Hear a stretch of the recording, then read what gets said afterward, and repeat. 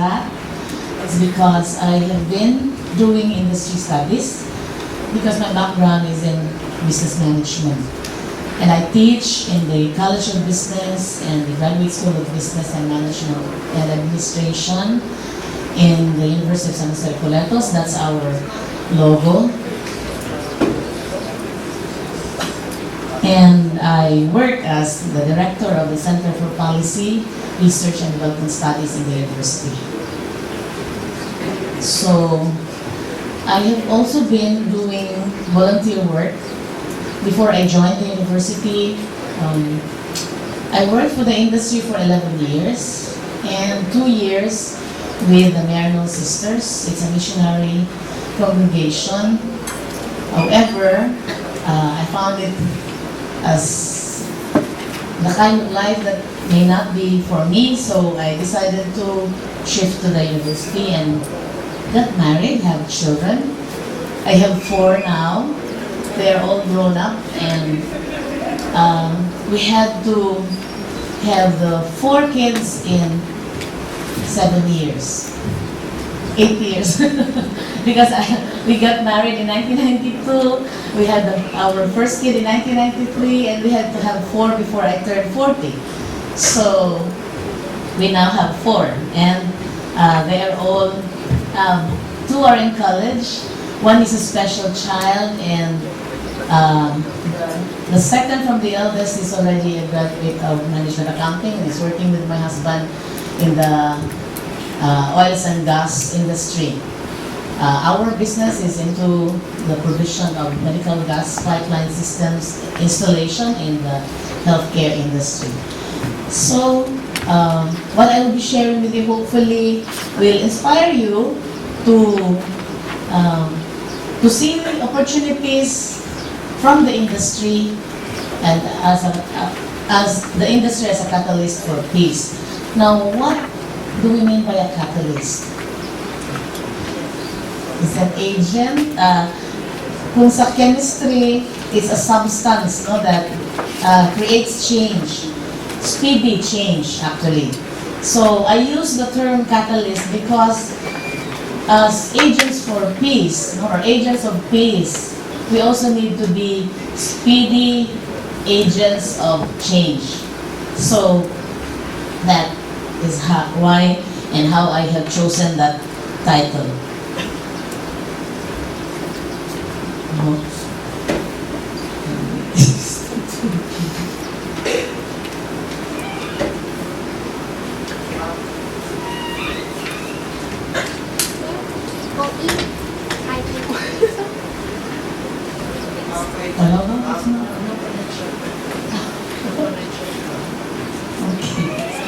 So, when I was working with the industry, I found out that it was in the optical industry, by the way, that I was with. And I'm happy that I had that chance of having that background because I was actually supervising people and making contact lenses. Are you familiar with contact lenses? I wanted to have one, but when I tried one, while I was working there, I wasn't able to take it off from my eyes, so I chose to have the eyeglasses. So I come from Cebu, the central part of the Philippines. For those who are not in the Philippines, if you can see, we are here in Luzon area, and Cebu is in the middle part. It's really not often visited by typhoons because it has been protected by all the other islands there. So we are lucky.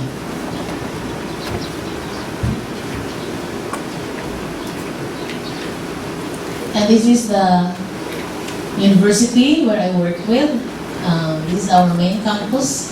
It's in the central part of the city and just located opposite the carbon market, which is the commercial district of the city.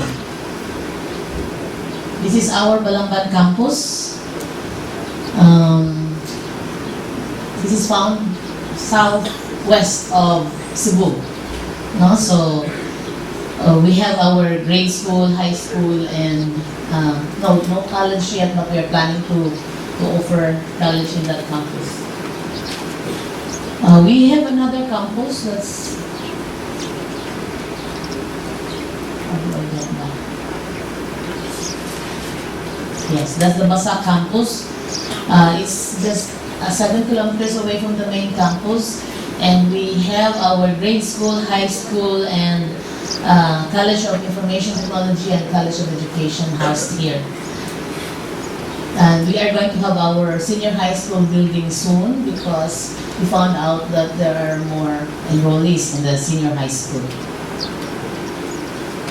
So, the youth are much more likely to choose peaceful resolution of conflicts if they have.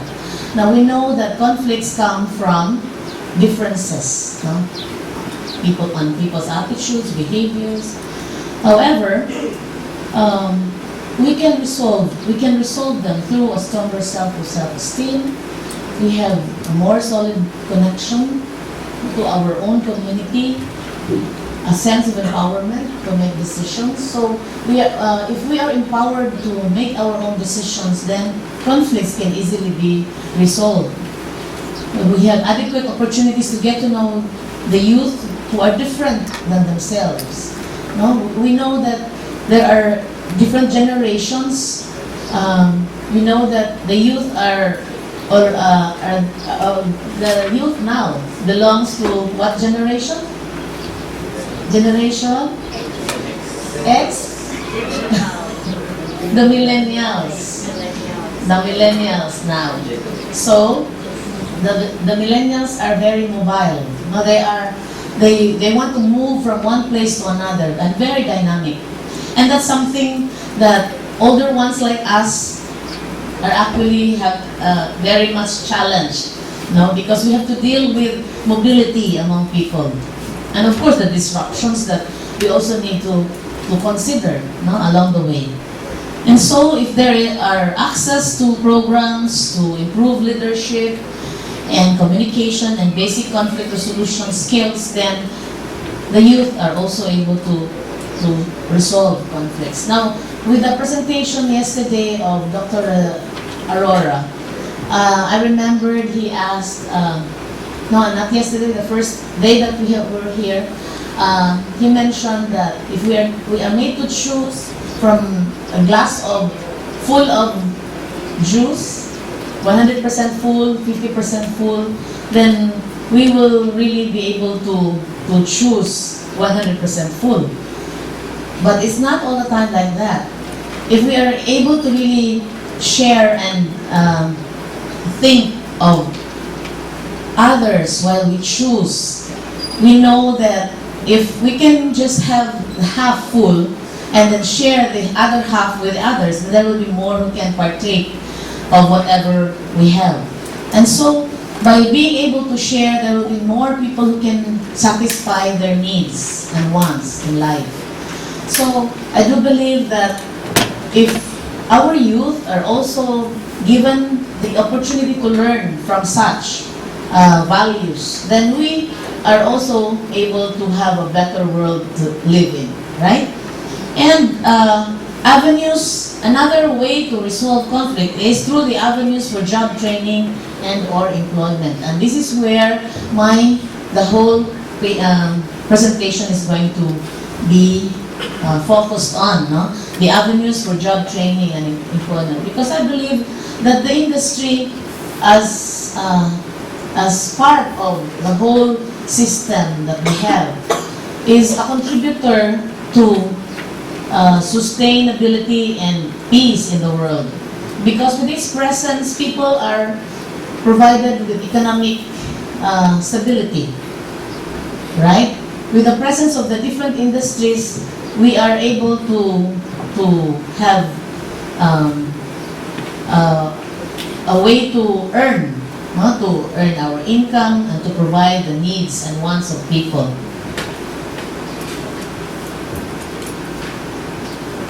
So the industry as an avenue for job training and employment. Now, in both developed and developing nations, our country is a developing nation. Do you agree with me? Years back when I was in college, my professor used to tell us, we are a developing nation. And that was in the 1970s. I was in college in 1976 up to 1980. So, that how many years ago? You will be the one to count. But still, until now, that I'm 56. My God, we are still a developing nation. So does that mean that we haven't really moved from where we have been? Huh? Would you agree with me when I say that we haven't really moved? Yes, we have. But we have not reached that point where we can be considered as a developed nation. But we are on our way there, hopefully. No? Of course, Rizal said, the youth is the hope of the nation. So you are going to be the hope of the Philippines to become a developed country. So, we need to forge more connections with the larger community. And how do we do that? How do we forge connections with the larger community? I do believe that the industry can be a part of that, no? Because by being engaged in the different types of industries, and I just would like you to know that there are top industries according to Deloitte.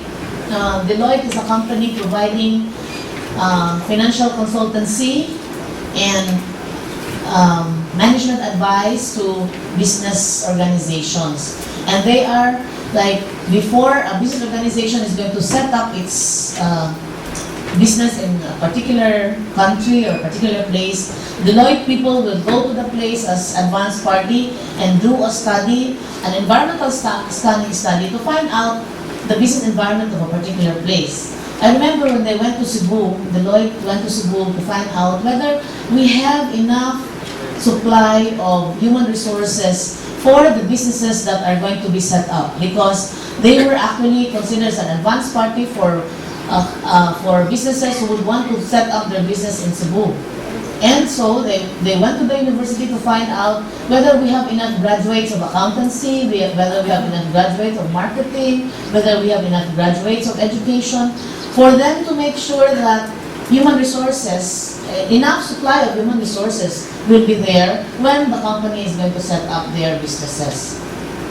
And so, they have chosen the top 10 types of industries. We have the life sciences and healthcare industry, the real estate industry, manufacturing industry, the public sector or the government sector, technology, media and telecommunications, energy and resources, consumer business, and financial services. These are the top 10 global industries. Now, you can choose from among those industries, but then there are actually disruptions or disruptive forces in these various industries. One is advanced technology may rapidly bring down the cost of active portfolio management. Now, when we talk about portfolio management, it involves the management of the whole business systems. And so, if technology, advanced technology, is not present, it may hamper. But if it is also present and very fast and rapidly changing, and the company cannot cope with the changes, it may still hamper the operations of the business. And that's why it becomes a disruptive force. Another challenge or another force is the investment managers that work smarter by going all in on data and analytics will be long-term winners in funds distribution. Now, if those investment managers are very smart, they would, in contracts that they are going to go into, they are going to include things which may not be which may not be discussed, but it's part of the how do you call that? The small letters in the contract, where people would not bother to read, and they find out later on when there will be problems that crop up, they will say, oh, it's found in the contract, but the other party may not have seen it. So it's something that can hold back the growth, no, the opportunities in the industry. Blockchain is a potentially game-changing technology and a potential threat to established players. So the chain of operations, the way people are able to make changes in the systems can also hamper the growth of industries in the different sectors. So if we're going to look at the global manufacturing competitiveness rankings by country, we can see that the Philippines is not there in the list. Why do you think is that so? And if you have noticed, in 2016, which is the current year, China is #1 in the manufacturing industry. And I'm sure you have observed that a lot of products are made in China. Wherever you go, even if you go to the US, they have invaded the US. And how did they do that? I remember when I was in Beijing, I asked our supplier, because my husband was invited to visit our supplier in Beijing, and then he said, oh, we now have a bullet train that goes from Beijing to Europe. And then I said, how did you get the technology? And then he said, oh, we just copied it from the US. So, copied it from the US. That means they got the technology by immersing themselves in the US territory, and they were able to get the technology, and they were able to come up with their own bullet trains, and now they can transport products from China to Europe in 24 hours. So that's how fast they can move. And in the manufacturing business, in the businesses that they are into, they don't even have, sometimes they don't even go into, they just copy from products which are not protected, not patented from other countries. So they can sell it anywhere if they also want to have protection from it, no, diba? So if you look into the rankings there, you can never find the Philippines because maybe, although there are so many different manufacturing companies, especially in Manila, within the Metro Manila area, within the Luzon area in general, there are so many manufacturing companies, whether it's in textiles and in different products, no?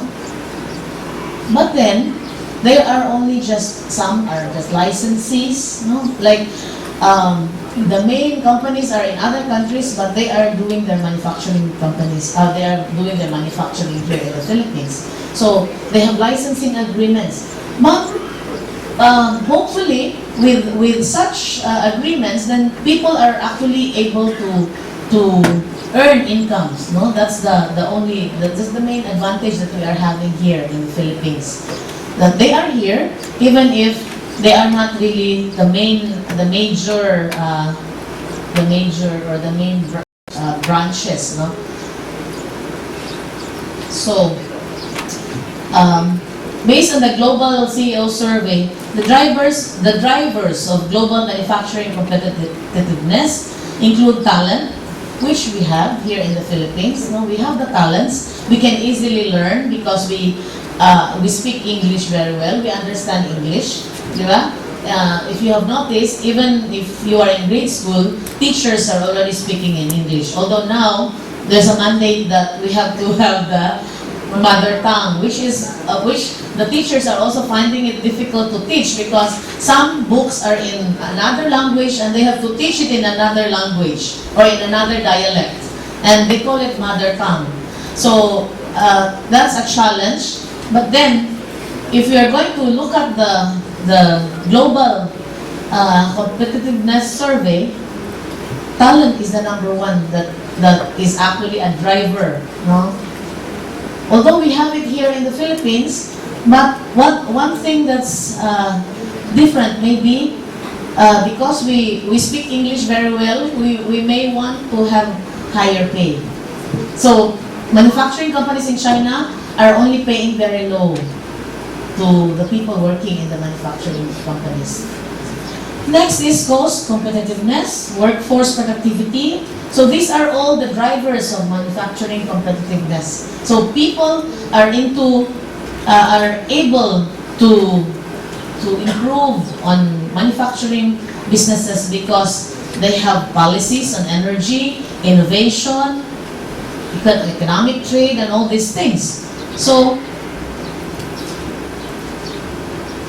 let me just share also with you the industry breadth. Now, what are companies or what are businesses that you can go into and that we can tap if we have projects like FEBI's project? We can tap these different types of businesses which are into the varied types of industries so that we can immerse into their system. And how do we do that? Through their corporate social responsibility. Because each business organization is actually also in need of programs for their corporate social responsibility.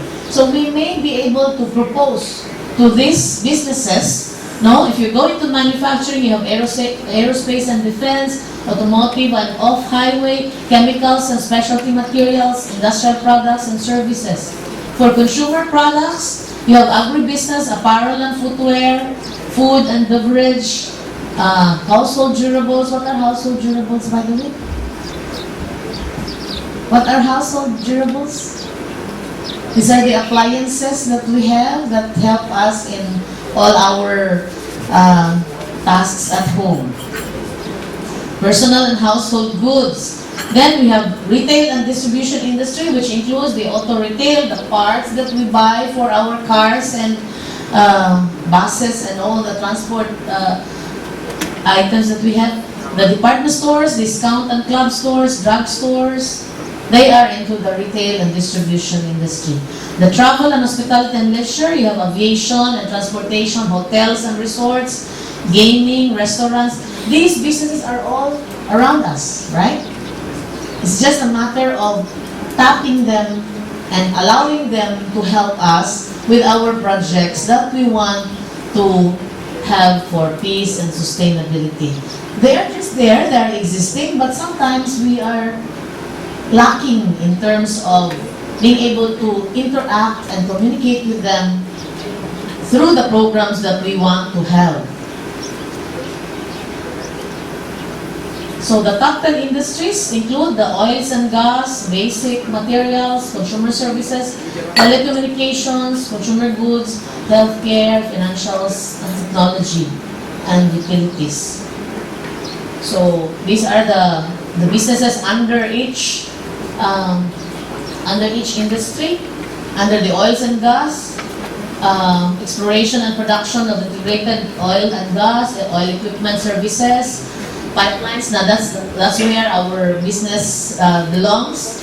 The pipelines, distribution in the medical and healthcare industry. So we are providers. You have there the alternative energy, chemicals, basic resources, industrial metals. Are you familiar with industrial metals? Yeah, because you have your machine shops here and you are preparing items that are needed in the shipping companies. So when you go on board, you have to know how to come up with the different parts of the machine, no, sa ship, because if anything goes wrong, then you can easily replace. Yes, right? I saw your machine shop yesterday, and you have very good facilities. And mining is also under basic materials. So we have gold mining. In Mindanao, we have gold mining, especially in Surigao. We have general mining and platinum and precious metals.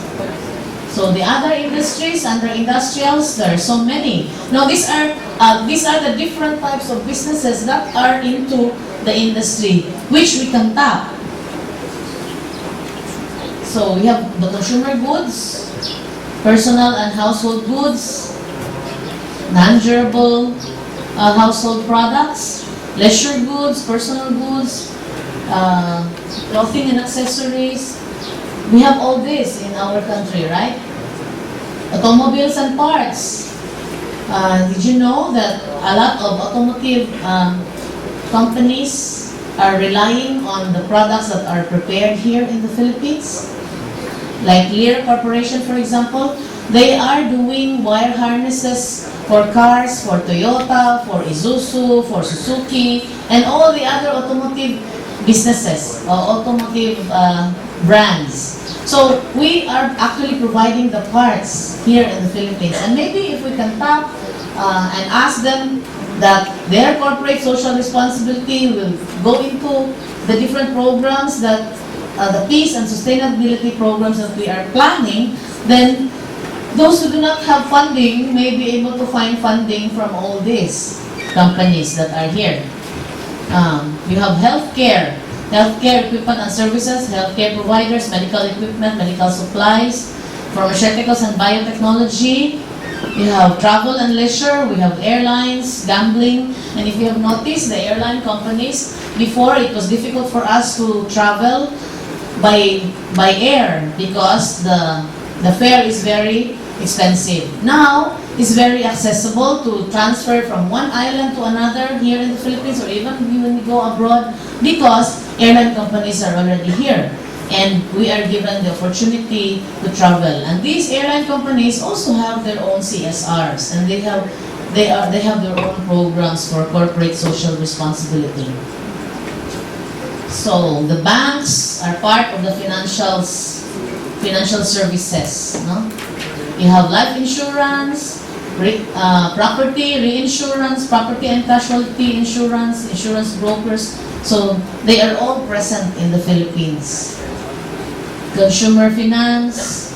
So, and the last one is on technology. No, we have software and computer services, internet, technology, hardware and equipment, computer hardwares, and we are producing programmers, right? We are serving other countries with our skilled programmers, computer programmers. So how can these industries be catalysts for peace and sustainability?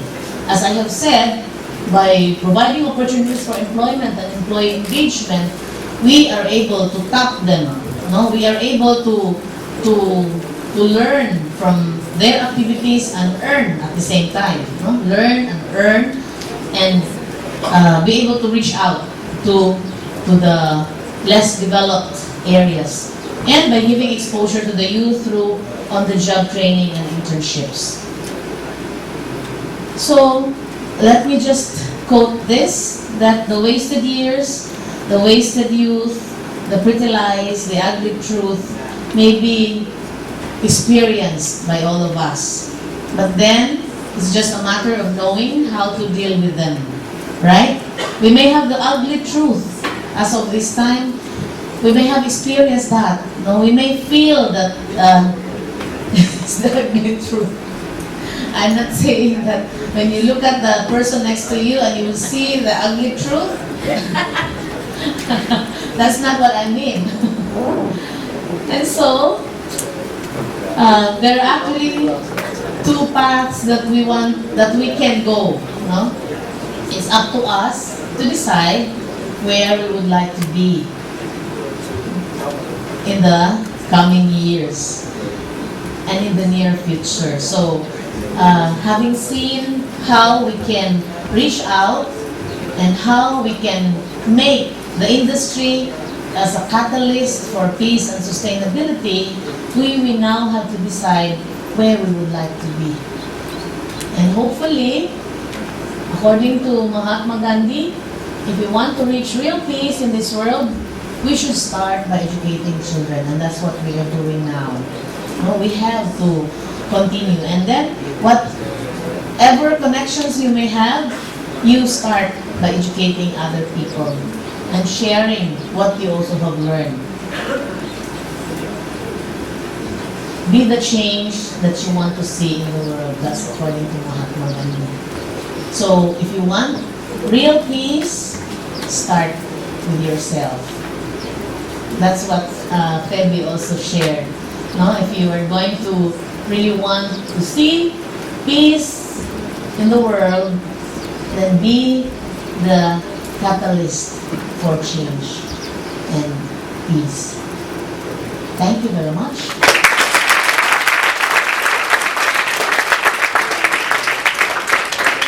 Any questions? Reactions? Violent reactions? Suggestions?